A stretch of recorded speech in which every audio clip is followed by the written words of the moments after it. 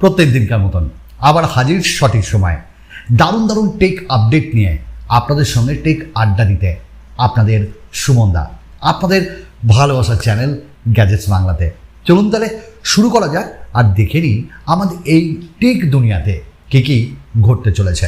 প্রথম যে টেক আপডেটটা সেটা রিয়েলমিকে দিয়ে, আর রিয়েলমি তাদের জিটি সিরিজে আনছে GT5 Pro। তার কিছু রেন্ডার্স, তার কিছু ফার্স্ট লুক চলে এসছে। আর এই স্মার্টফোনটি যে স্ন্যাপড্রাগন তার 8 Gen 3 যে প্রসেসর সেটা দিয়ে আসছে, থাকছে 3x অপটিক্যাল জুম। আর এই যে স্মার্টফোনটি তার দাম বেশ কম হবে, 35,000-এর নিচে হবে, এইটা আমরা একদম হলফ করে বলতে পারি। আর এবারকার ডিজাইন একদমই আলাদা করতে চলেছে।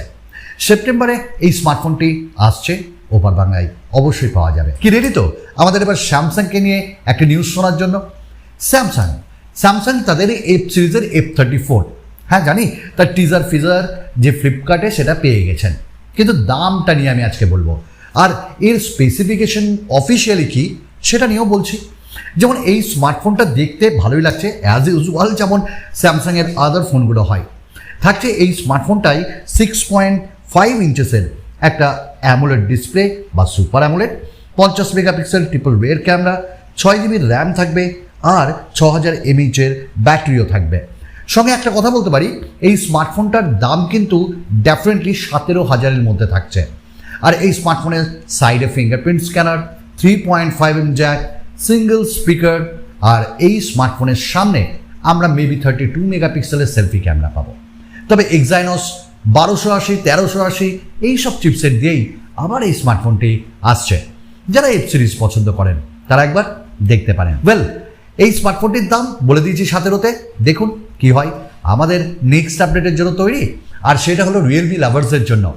রিয়েলমি লাভার্স, তোমরা 11 5G একবার দেখতে পারো। এই স্মার্টফোনটা কিন্তু আগামী 10 দিনের মধ্যে লঞ্চ হচ্ছে। 6.72 ইঞ্চেসের IPS LCD ডিসপ্লে থাকছে, মিডিয়াটেক ডাইমেনসিটি 6100 থাকবে, এবং এই স্মার্টফোনে আমরা নিয়ার অ্যাবাউট 5000 mAh ব্যাটারি পাবো। সঙ্গে সাইডে ফিঙ্গারপ্রিন্ট স্ক্যানার এবং সিঙ্গেল স্পিকার। তো এই স্মার্টফোনটা কীরকম হবে? এই স্মার্টফোনটাতে বলা হচ্ছে প্রায় 108 মেগাপিক্সেল বোধহয় প্রোভাইড করতে পারে রিয়েলমি, মেবি। তবে আমার মনে হয়েছে রিয়েলমি 11 5G অতটা এবার সাকসেস পাবে না, কারণ একটাই, রিয়েলমি 11 Pro প্লাস বেশ ধামাকাদার সুপার অ্যামোলেড ডিসপ্লে। তো আই হোপ এই স্মার্টফোনটি রেডমি 12 5Gর সঙ্গে কম্পিট করার জন্যই এসছে, বাট দুটোর মধ্যে দুটোই আমার না পছন্দ। আমরা এবার কথা বলে নিব একটু ফেসবুককে নিয়ে বা সোশ্যাল সাইটকে নিয়ে। মেটা, আর এই মেটা এমন একটি AI টেকনোলজিকে নিয়ে আসছে যেটা আপনার যে টেক্সট, আমরা যে টেক্সটটা করি, এবার এই টেক্সট পড়েই সে নিজে নিজেই অডিওতে কনভার্ট করবে। এক দারুণ ব্যাপার, আমার খুব ভালো লেগেছে। আর আস্তে আস্তে মানুষ কোথাও না কোথাও একটু অলসও হয়ে যাচ্ছে এইসব AI টেকনোলজির জন্য। আমাদের নেক্সট যে আপডেট সেটা হলো Xiaomiকে দিয়ে। তবে Xiaomiর এই যে সে ফোন নয়, এবার আমরা Xiaomiর আরেকবার সেলফি সেন্ট্রিক স্মার্টফোন পাবো পপ আপ ক্যামেরার সাথে। মনে আছে আপনাদের যে কে সিরিজের সেই ফোনগুলো যেগুলো এসেছিল পপ আপ ক্যামেরার সঙ্গে? ঠিক এই মুহূর্তে Xiaomi একটা নতুন কাজ করতে চলেছে, এবং তার ডিজাইন এসছে এবং রেন্ডারও চলে এসছে, যেখানে pop up front camera surface দেখা যাচ্ছে এবং ফুল টু ডিসপ্লে। ভালো লাগছে, এবার Xiaomi ভালো কাজ করছে, কারণ Xiaomi জানে যে এবার ঘুরে দাঁড়াতে হবে, না হয় পেছনে ফিরে যেতে হবে। আমাদের নেক্সট আপডেট ওপোকে দিয়ে। ওপো তাদের find N3 with 100 watt charger দিয়ে লঞ্চ করবে তাদের একটি স্মার্টফোন, যেখানে 50 watt plus 50 watt dual port output থাকবে, এবং 83C সার্টিফিকেশন সাইটে দেখা গেছে। রিয়েলি এই স্মার্টফোনটাও ভালো হবে, তবে সর্বসাধারণের জন্য নয়, এগুলো একটু হাই এন্ড প্রোডাক্ট। আমরা নেক্সট আপডেটে যাই, যে টেক দুনিয়ায় ঘটতে চলেছে ইনফিনিক্স নিয়ে মাতামাতি। কেন মাতামাতি? ইনফিনিক্স আজকেই তো পাবেন হাতে ইনফিনিক্স GT10 Pro, আর এই স্মার্টফোনটা 20,000-এ বিন্দাস। কারণ এই স্মার্টফোনটার ফার্স্ট ইমপ্রেশন বলতে আমি একটাই কথা বলবো, 6.67-এর যে অ্যামোলেড ডিসপ্লে সেটা ভালো। এই স্মার্টফোনে 120 হার্টজের রিফ্রেশ রেটও পাচ্ছি, 900 নিটসের পিক ব্রাইটনেস পাচ্ছি, মিডিয়াটেক ডাইমেনসিটি 8050 যেটা 6nm টেকনোলজির প্রসেসর, আবার সঙ্গে UFS 3.1 স্টোরেজ, আর থাকছে অ্যান্ড্রয়েড 13। 108 মেগাপিক্সেল 2 করে ক্যামেরা, 32 মেগাপিক্সেলের সেলফি, 5000 এমএইচের ব্যাটারি, NFC থাকবে, 45 ওয়াটের ফাস্ট চার্জিং এবং 3.5 জ্যাকও আমরা এই স্মার্টফোনটাই পাবো। কি নেই, সব কিছু আছে। তো শুধু XOSকে নিয়ে চিন্তা।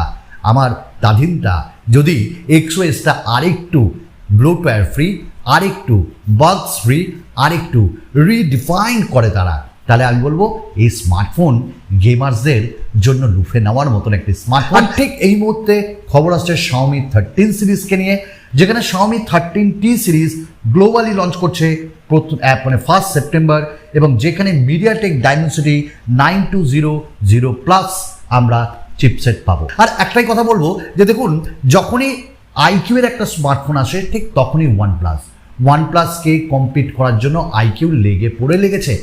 OnePlus Nord C3 যেটা একটা ভালো স্ন্যাপড্রাগনের 782G দিয়ে প্রসেসর দিয়ে একটা স্মার্টফোন, ঠিক এই মুহূর্তে IQ তাদের আরেকটি স্মার্টফোন নিয়ে তাকে কম্পিট করবে, IQ Z7 Pro, যেখানে কোয়ালকম স্ন্যাপড্রাগন 782G থাকবে 6.78 ইঞ্চেসের একটা কার্ভ ডিসপ্লে, 64:2 এর ক্যামেরা, 16 মেগাপিক্সেলের সেলফি এবং 5000 এমএইচের ব্যাটারি।